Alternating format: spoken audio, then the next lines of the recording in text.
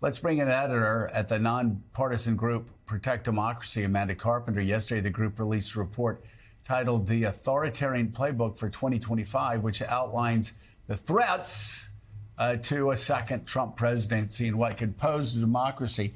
Amanda, well, my gosh, you're going to have to write an appendix to this, addendum to this, because Donald Trump yesterday and through the night and early morning was talking about how he must have total immunity. Jonah Goldberg early this morning tweeted a serious question for Trump supporters. If Donald Trump can get total immunity and use SEAL Team 6 to assassinate political rivals, then why couldn't Joe Biden order SEAL Team 6 to assassinate Donald Trump?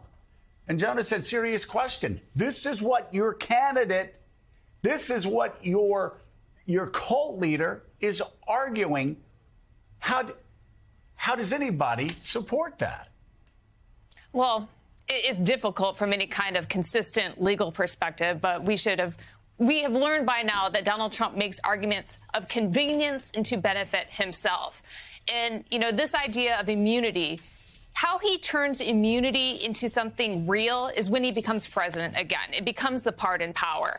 And, luckily, I don't have to rewrite this report because that is our jumping off point of the first most urgent threat in the order of our report. We outlined 6, but I do want to talk about the pardon power because I think once a president can render himself above the law, that leads to all kinds of other bad things. It leads to a weaponization of the Department of Justice where he can direct investigations against his political enemies because guess what? No one's going to prosecute him for it or the people who carry out those orders on his behalf. And that's what's also really important to remember when he is talking about immunity in this respect. If you look at that tweet that he, or whatever we're calling it now, in the middle of the night, it got a lot of pickup because people apply it to himself. But if you look at the rest of it, he also says you can't stop police from doing the job of strong and effective crime prevention because you want to guard against the occasional rogue cop or bad apple. Let me tell you, Joe, when he's on the campaign trail, he talks a lot about indemnifying law enforcement who are bad apples. There's a lot of stuff in his policy papers, which quite frankly concerns me more because I know he didn't write them. I know it's the staff around him, the people that will be in a Trump 2.0 administration that will carry out these directives. They talk about how, you know, you have to allow people at ICE, Border Patrol to carry out the president's demands. There's going to be no more independence at these federal agencies because they report to the president. So it's not only that he will be above the law, it will be all the people around him that he can give pardons to, that he can indemnify, that he can say, you know what, if you do this because I say so, forget about the law.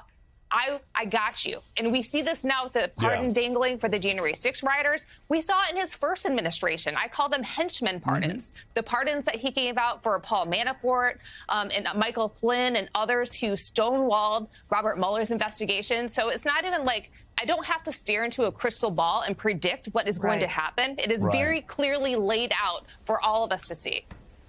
It's happened before. And it's going to be intensified, Jonathan Lemire, when he becomes president again. Amanda brings up a great point. I've been talking about how Donald Trump looks like, you know, he's shuffling around. At times, he just looks really confused and lost on stage.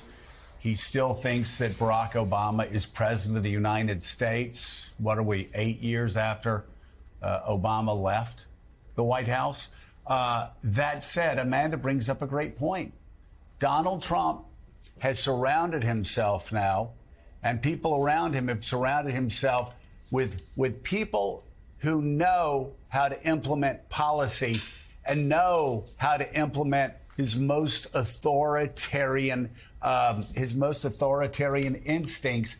And he's not, when he's elected, he's not going to bumble through the 4 years dangerously like he did in his first term. If he's elected again, he's going to have people in there who have already said they're going after his political opponents. Already said they're going after networks. Already said they're going after producers on shows. Have already said they're going after all of their political enemies. And it's going to make, I think, probably going to make Orban look like Thomas Jefferson. We recall that first week of the Trump term in January of 2017 when they tried to institute the Muslim ban, but they didn't know what they were doing, and it was so sloppy that it fell apart very quickly in the courts. That's probably not going to happen this time around. They've had now years to prepare and to practice, and Trump is surrounded not only by professionals but by true believers. There aren't going to be any guardrails in the White House this time around. There's not going to be General Mattis or Kelly.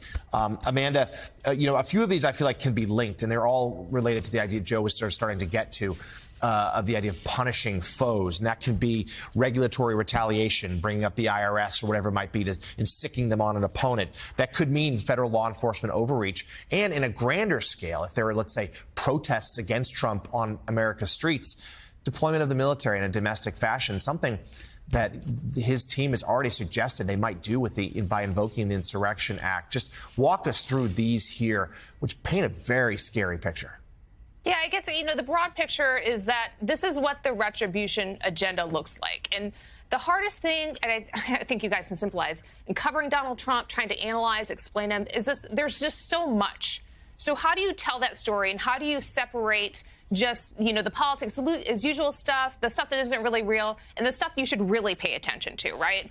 And so that's what I really tried to do with this report with my wonderful colleagues at Protect Democracy who are, liberals, progressives, conservatives like me, but all really dedicated to this mission.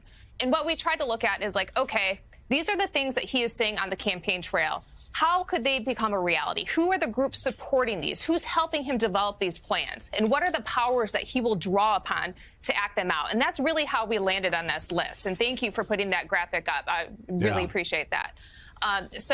It starts with the pardon power, because that is how everything else happens. And then once you have that pardon power and you can start directing investigations against your opponents, the regulatory retaliation that will happen across the federal government, and things like revoking broadcast licenses for an outlet like MSNBC, which he's threatened many times.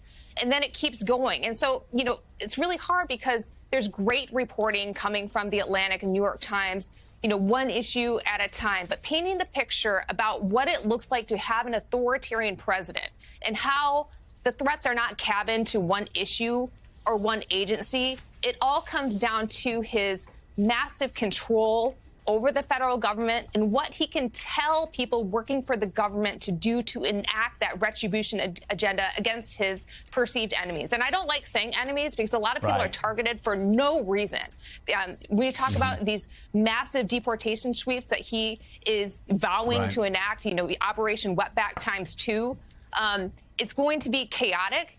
It's going to be cruel. And even if you support tough immigration enforcement, which I count myself among those, there are going to be people swept up in this. It's happened before. It is certain to happen again.